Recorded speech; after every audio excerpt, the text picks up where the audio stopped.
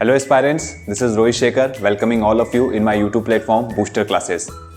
Students, आज का class जो है आप लोग को मालूम है स्पेशल क्लास है। आज हम लोग एक ऐसे वायरल टॉपिक के बारे में डिस्कस करने चल रहे हैं जो हाल ही में बहुत ज़्यादा सुर्खियां बटोर रहा है।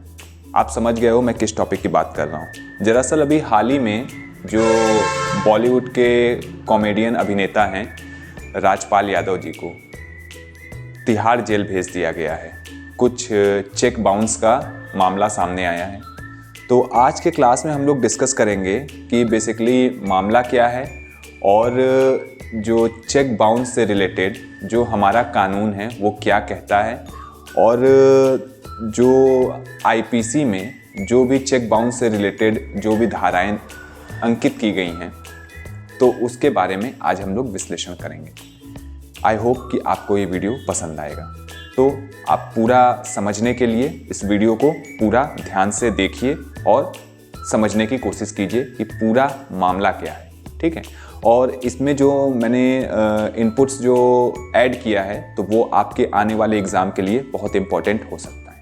तो चलिए आज हम लोग अपने वीडियो की शुरुआत करते हैं। तो एस्पायरेंट देखिए कि मैंने टॉपिक ये लिखा है चेक बाउंस और भारत का कानून। हम लोग डिस्कस करने जा रहे हैं कि चेक बाउंस और भारत का कानून क्या कहता है। तो देखिए पहले हालिया संदर्भ देख लेते हैं कि हाल ही में बॉलीवुड के मशहूर अभिनेता राजपाल यादव को चेक बाउंस के अपराध के तहत तिहाड़ जेल भेज दिया गया है। और बताया जा रहा है कि 2010 में एक फिल्म निर्माण के लिए उन्होंने बैंक से 5 करोड़ का लोन लिया था। 2010 का मामला है कि एक फिल्म के निर्माण के लिए उन्होंने बैंक से 5 करोड़ का लोन लिया था जिसका वर्तमान मूल्य ब्याज सहित 9 करोड़ कुछ रुपए हो गए हैं, ठीक है। 2010 में उन्होंने फिल्म निर्माण के लिए बैंक से 5 करोड़ का लोन लिया था और जिसका वर्तमान मूल्य ब्याज सहित 9 करोड़ रुपए हो गए हैं, जिसका भुगतान करने के लिए अभिनेता द्वारा लगाया गया चेक बाउंस कर गया क्योंकि उनके बैंक खाते में उतने रुपए नहीं थे जितने मूल्य चेक पर लिखा गया था। तो चेक बाउंस का मतलब एक सिंपल आप मतलब यही समझिए कि सपोज दैट कि हमने किसी के नाम पे चेक काटा है और चेक में जो हम लोगों ने मूल्य, जो हम लोगों ने पैसे, जो हम लोगों ने रुपए अंकित किए हैं और हमारे बैंक में हमारा जो खाता है उसमें वो रुपए अगर अंकित नहीं है तो हमारा चेक जो है बैंक द्वारा बताया जाएगा कि इस चेक को एक्सेप्ट नहीं हम करेंगे और इसी प्रोसेस को चेक बाउंस कहा जाता है। देखिए अब जो ये चेक बाउंस प्रक्रम है तो इसमें हम लोग भारत का कानून ऐड करते हैं और जानने की कोशिश करते हैं कि चेक बाउंस और भारत का कानून क्या कहता है।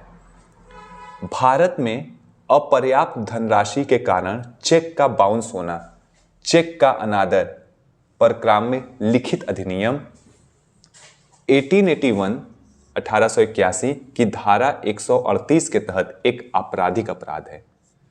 अगर सपोज दैट कि आपका चेक बाउंस हो जाता है तो परक्राम्य लिखित अधिनियम 1881 की धारा 138 के तहत एक आपराधिक अपराध है। यह एक दंडनीय अपराध है जिसके परिणाम स्वरूप कारावास, जुर्माना या दोनों हो सकता है। अगर चेक बाउंस का मामला सामने आता है तो ये एक दंडनीय अपराध है और इसमें आपको कारावास हो सकता है, जेल हो सकता है, जुर्माना आपके ऊपर लगाया जा सकता है या दोनों मतलब कारावास, जुर्माना दोनों।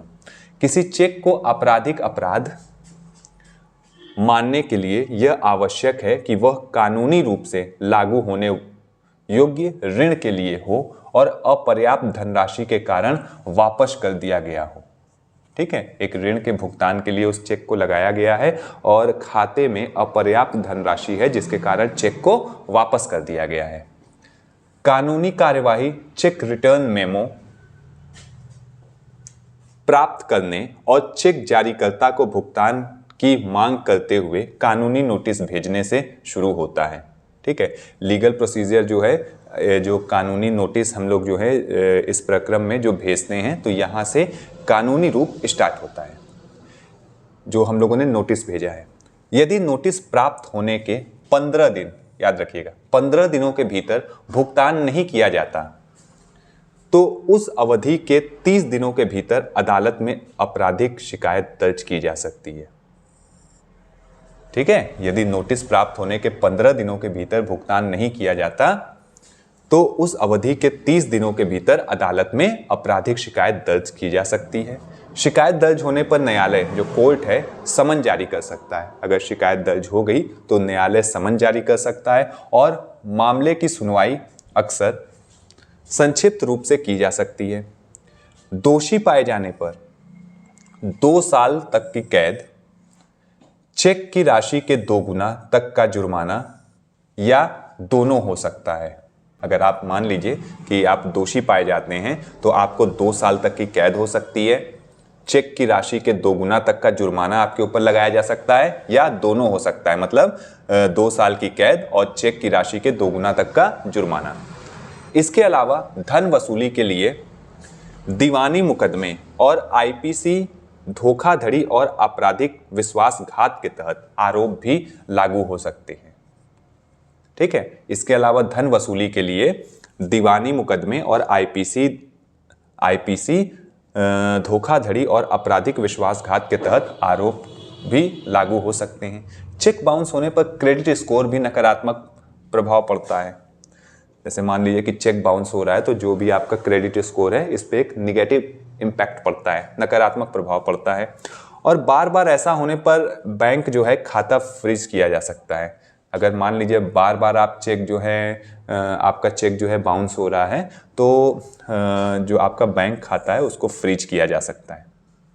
अब देखिए कुछ इसकी सीमाएं हैं, कुछ इसकी बाउंड्रीज हैं, उसके बारे में डिस्कस करते हैं कि चेक प्रस्तुत करने की तिथि चेक पर अंकित तिथि से 3 महीने के भीतर। ठीक है, कानूनी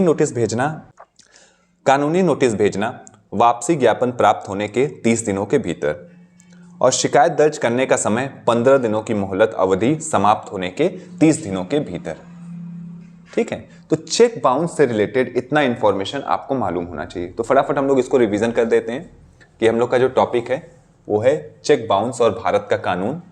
हाल ही में बॉलीवुड के मशहूर अभिनेता राजपाल यादव को चेक बाउंस के अपराध के तहत तिहाड़ जेल भेज दिया गया। बताया जा रहा है कि 2010 में एक फिल्म निर्माण के लिए उन्होंने बैंक से 5 करोड़ का लोन लिया था, जिसका वर्तमान मूल्य ब्याज सहित 9 करोड़ कुछ रुपए हो गए हैं, जिसका भुगतान करने के लिए अभिनेता द्वारा लगाया गया चेक बाउंस कर गया क्योंकि उनके बैंक खाते में उतने रुपए नहीं थे जितने मूल्य का चेक काटा गया था।